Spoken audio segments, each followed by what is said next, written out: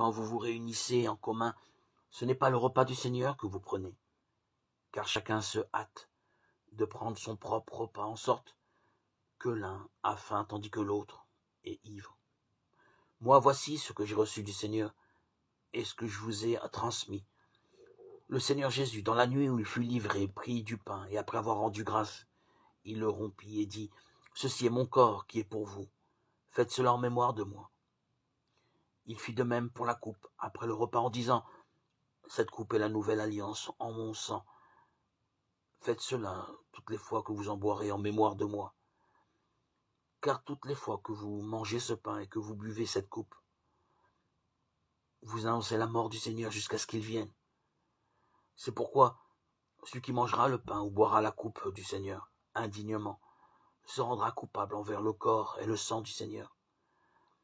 Que chacun s'éprouve soi-même avant de manger ce pain et de boire cette coupe, car celui qui mange et boit sans discerner le corps du Seigneur, mange et boit sa propre condamnation. 1 Corinthiens 11, 20, 21, 23, 29.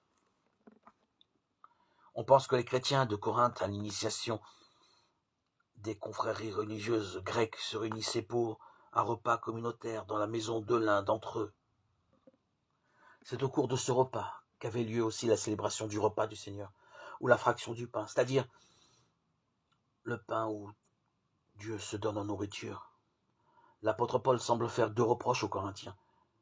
Leur célébration communautaire n'a rien de communautaire, il n'y a pas de partage, c'est une honte.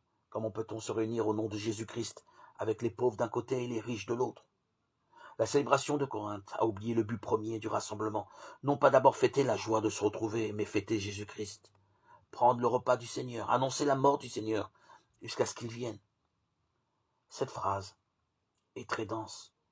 Elle évoque en même temps la mort et la résurrection du Christ, la mort du Seigneur, puis l'espérance de sa venue.